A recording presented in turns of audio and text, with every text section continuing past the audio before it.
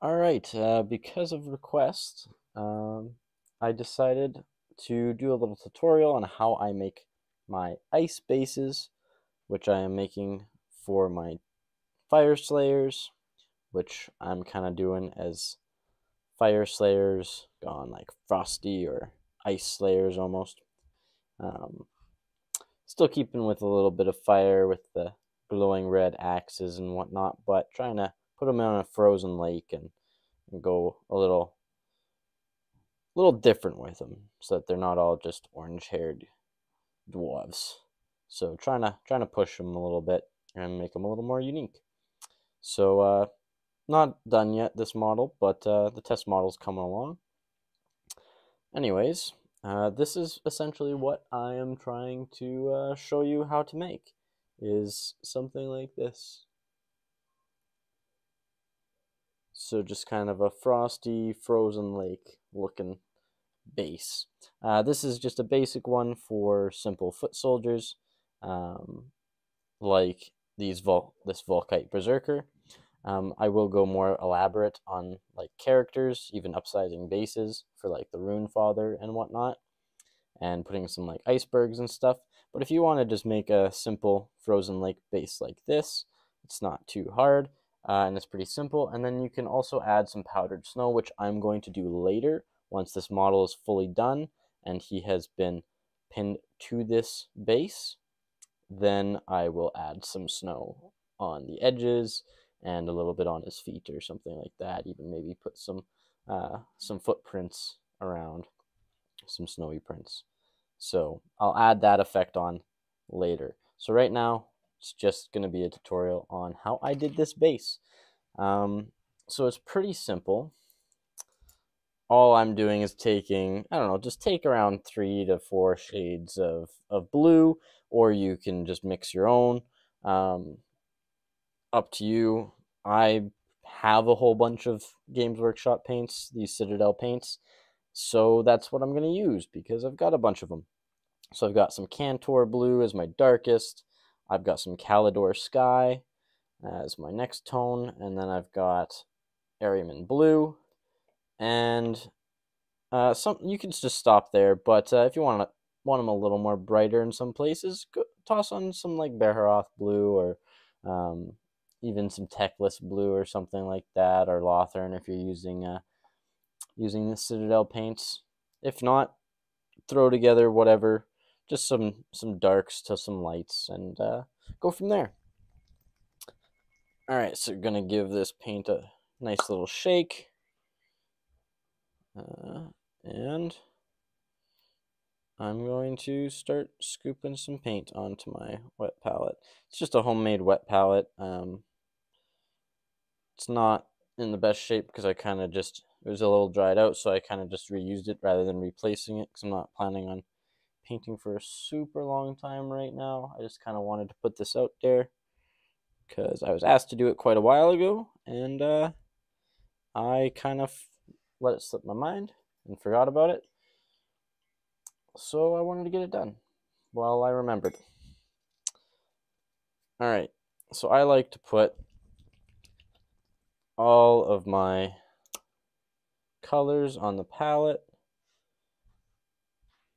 while I'm doing this at the same time. So usually just going to start by taking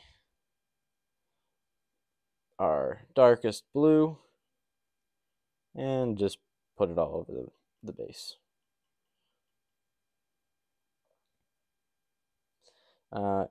You could also, if you want to blend a little bit more smoothly than what I'm going for, you could use some like glaze medium or Lamian medium or any kind of thinning medium that will help keep your paints wet for longer.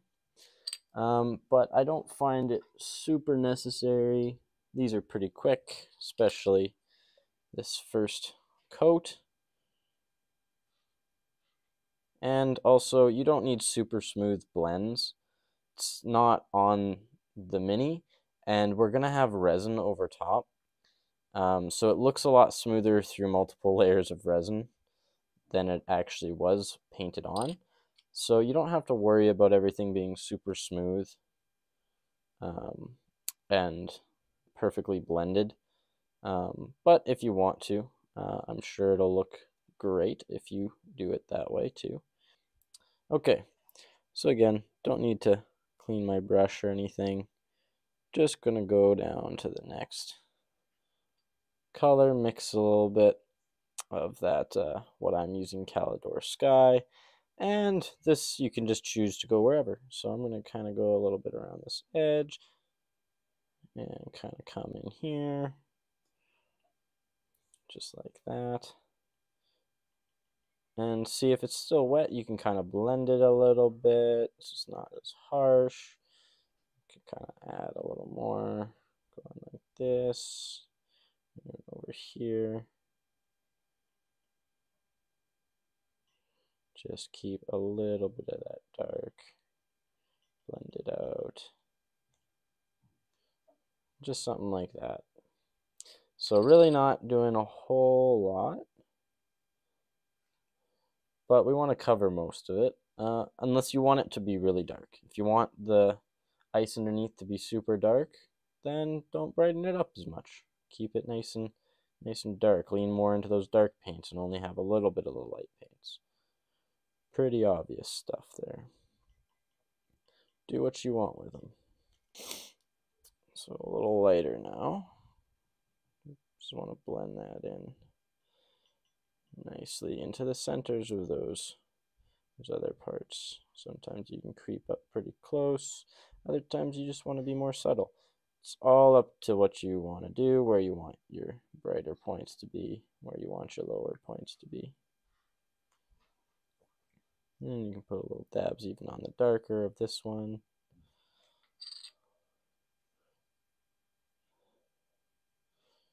Just have fun with it.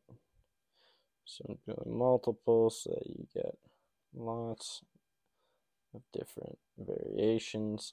See, sometimes I'm going over the dark spots and I'm kind of doing like this lightning bolt or zigzags, just kind of randomly up and down, because I like that look. I like that effect that it has, especially under the resin. Sometimes I'll do that. And for our lightest one, I'm just going to mix in a little bit of our previous color, just so it's not too overpoweringly light, unless you want even more contrast. But it's up to however much you want. I want it to be not too bright. And I'm just kind of stippling a lot of this, where I don't want too solid of a coat. Thinned it down a fair amount too, so that it won't be too vibrant.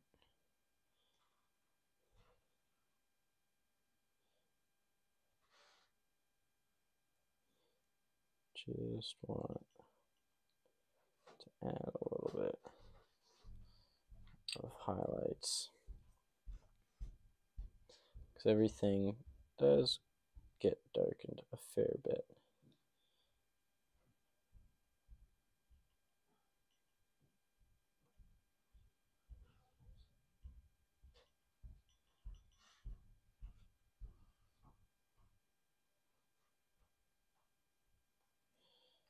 There we go.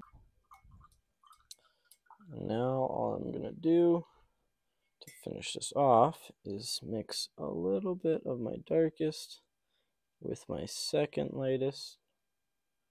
Mix my Cantor with my Calidor and just kind of blend over.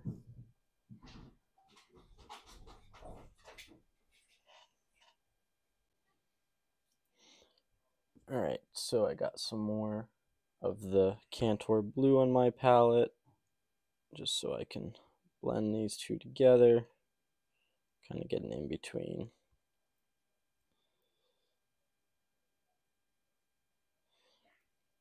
Quite thin, and then just kind of go over. Because again, you don't need perfect transitions, but I want to do a thin blend, and I just want to lighten up some of those darker areas in between the Cantor and the Calidor.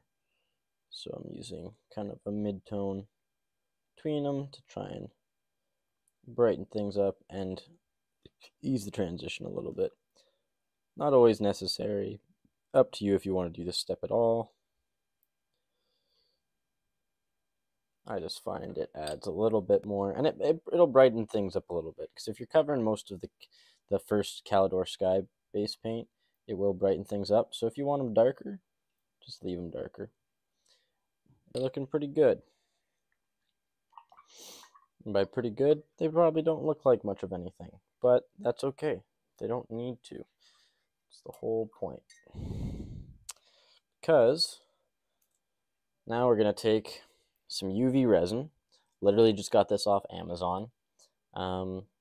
It's often advertised for like nails and stuff. But whatever. I got this, and I got a little UV light to cure it. So I like this better than other resins. Doesn't really have much of an odor, and it holds its form pretty well, and so it won't spill off your bases and whatnot. And yeah, you don't really have to wait long for it to cure, because it only takes about a minute or two maybe to cure under the light. So it's pretty quick, which is always nice. So you don't want too thick of a layer on it, but I still like to put quite a bit on. It also came with just some little tools to help you push this around so you don't have to touch the resin or anything.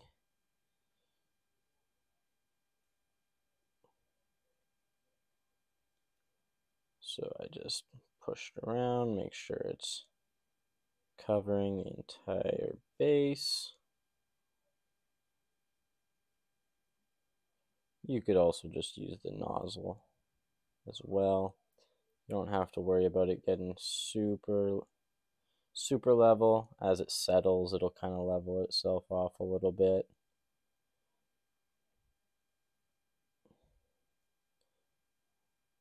And it holds its form pretty well, so like I said, it's not spilling over the edges or anything like that.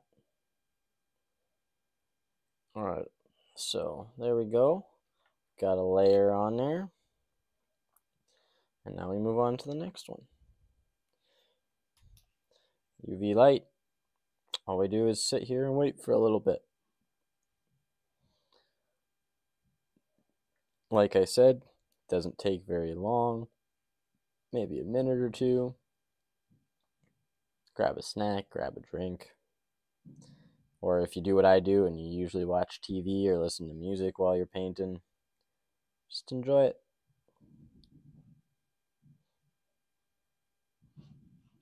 Cool. So now the next step, kind of a fun part. Take your hobby knife, scratch them up. Kind of go from all different directions. Do some deeper ones,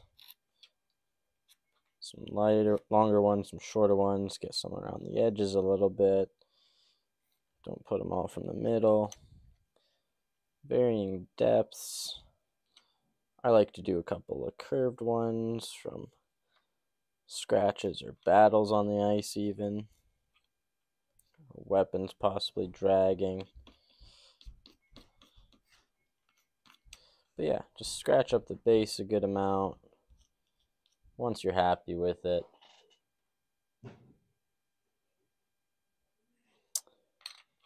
Move on.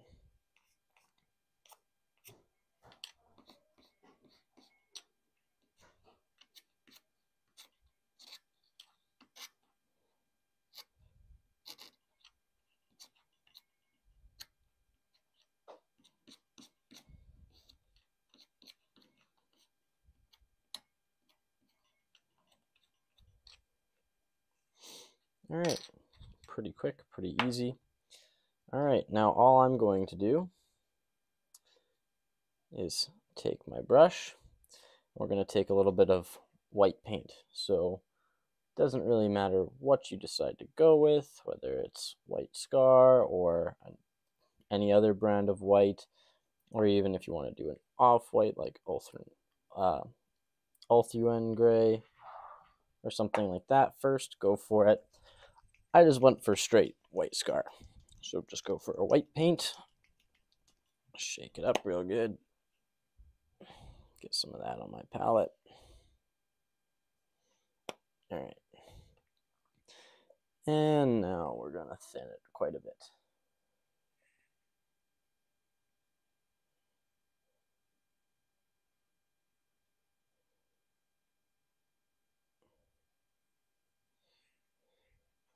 All right. And we're just going to kind of stipple it on. Don't let it pool too much, but let it pool a little bit, because it's where it pools, it'll be a bit brighter, and where it doesn't, it'll be a bit more grayish or just more transparent. And I just want to stipple it on around some of these edges, thicker in some parts, thinner in others.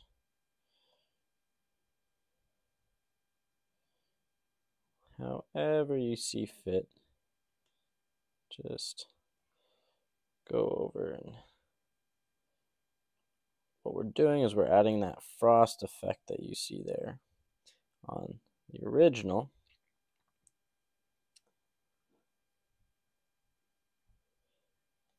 This is how I did it. Just stipple it on.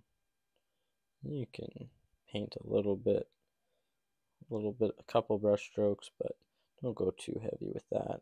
Kind of try and just stipple it. You kind of want to see those dots as if the ice is kind of spreading from colder points.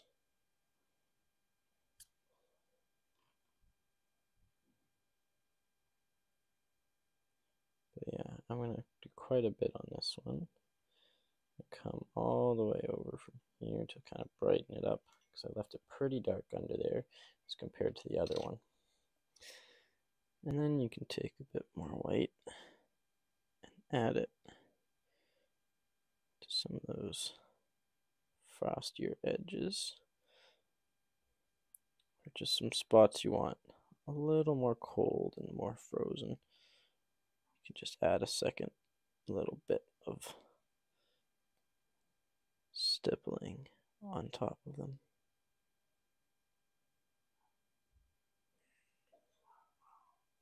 And kind of just let that dry.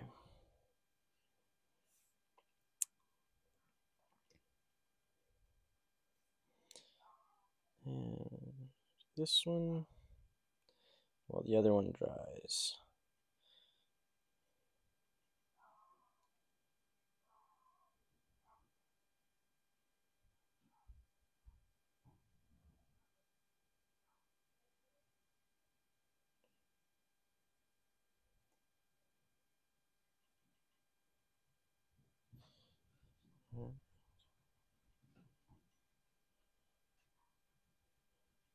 I'm going to do quite a bit all over this model, or this base. Just so that you get a different look. Stippling down here, just a bit smooth. I went all over on that one. Okay, so we're back. These guys are dry. So I'm going to take this white once again, and we're going to do a little bit of it. We're not going to thin it down this time. What we're going to do is take a little bit of that, put it on a palette, take a cloth, and wipe most of it off as if you're going to go dry brush, and then stipple that over top. And that's how I kind of cloudy it. So I might need a little bit more on there. Do a little test on my hand and cloudy it up a bit. Might need a bit more. Just be careful. Don't go too overboard. Kind of go over where you went. A little bit onto your blue to kind of get that gradation from where you were more solid. You could just start by doing this and build that up and see how that looks. That's completely an option. It's more of a dry brush stippling effect rather than doing such a solid coat underneath.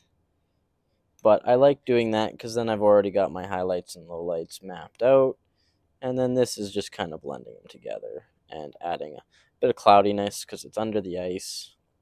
If you ever look at ice, it's usually pretty cloudy, and this just kind of adds that effect. So this is what I like to do. Just keep dabbing that. You can even do a little bit of almost like a dry brush over the whole thing if you would like.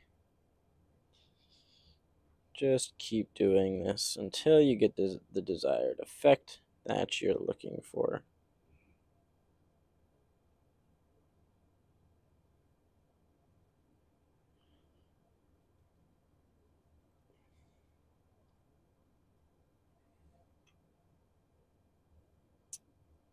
So definitely went a lot more frosty with this one than I did with my first one, but that's kind of the idea.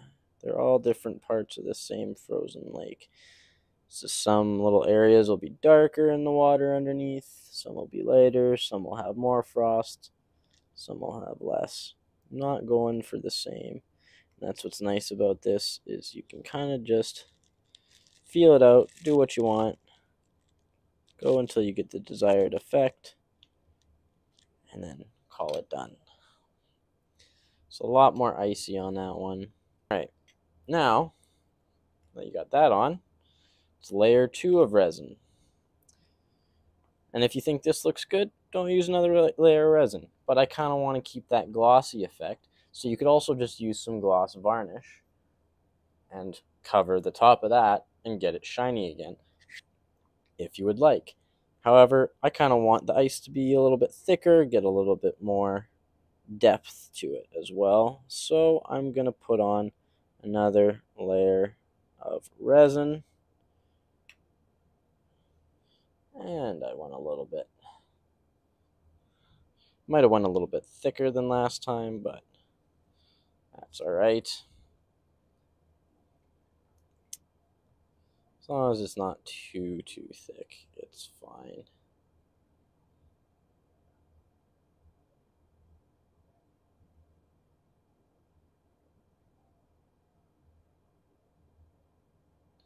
Alright, so just like before, spread that resin over the entire surface of your base.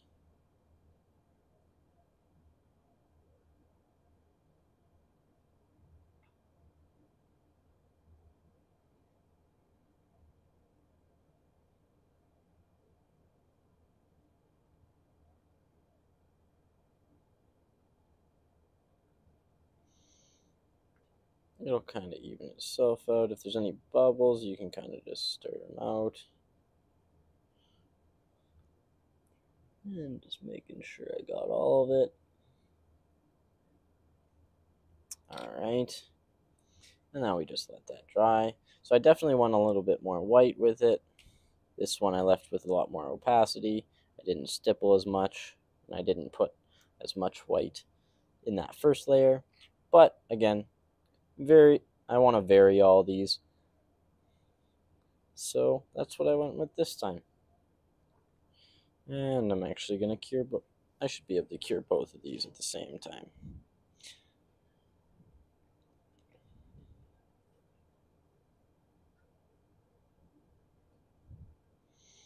So you can just skip ahead in the video, or I might just cut to it. We'll see. Or if I leave this in, you can watch and just see how long it takes, if you're curious. The answer is not too long. And again, not much of an odor coming off this. As it's curing, there's a little bit. You can smell a tiny bit, but if you're not using it in super large quantities, like I wouldn't do 100 bases at a time doing this,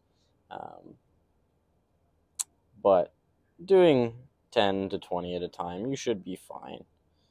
If you want to wear a mask, wear a mask. If you're doing 1 or 2 at a time, again, if you want to wear a mask, but I don't think it's necessary. Also, I'm no doctor,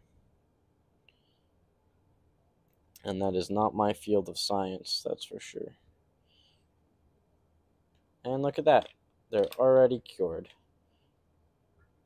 So I just do a little bit of extra just to be sure. Nice and solid. And that's the look we get. And that's our original.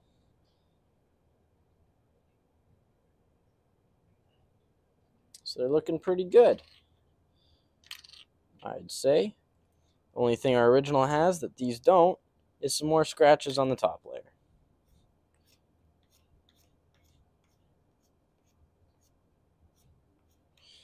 So I'm just going to kind of go around, toss some scratches all over the place, varying depths again.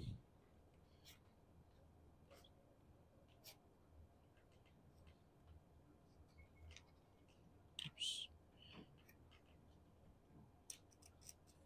Kind of use different parts.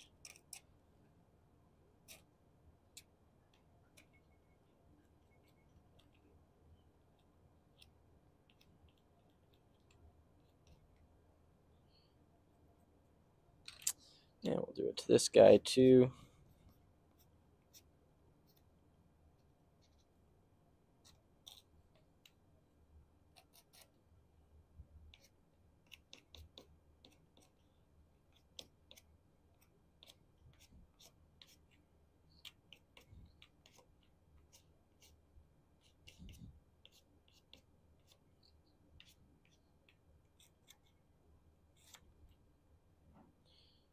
And we scratch that up.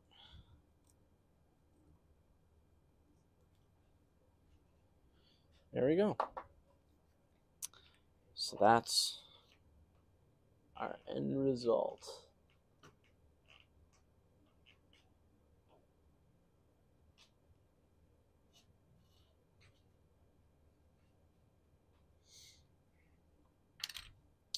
And if we kind of toss him up on it. Alright. There we go. Looks pretty good. So that's how you make ice bases the way I do for a frozen lake. And again, you can use this resin, pour it into molds of rocks or whatever, cure it, and you can stick those on there. You can use some modeling clay, make rocks, rock formations with some ice on them, make icebergs, the clear resin, and do similar process with those to get them looking like ice and have some blue in there. And you can make little icebergs and rocks and cracks or whatever you want with a variety of different tools. Yeah, but if you want something simple and flat just like this for your regular foot soldiers, I think this is great. And then just add some powdered snow on there, or whatever kind of snow flock you like, or mixture to make snow flock. Go for it. And I like to add it after the miniature is on there, just so I know where to add the snow to make the model look the best. But yeah, that's it for this one. So we went from something like that to a finished product like this or this. And that's how I do it. Thanks for watching. If you liked it and you want to see more painting tutorials on anything you see on my channel here, if you want to know specifically how I did something, ask away, and I will make a video on it, showing you how I did it. And if you have something you want to see in general or want to know about, ask away. I will make a video on it. So otherwise, it's just going to be pretty much regular updates on my Fyreslayer army and how that progress is going. And other than that, if you want to see any commissions I do on the channel and my process in painting those, I'd be open to that. I just have to talk to my clients to make sure that they're okay with that. And if they are, then I can do that. So let me know what you want to see. And until then, consider subscribing and liking the video. And have a good one.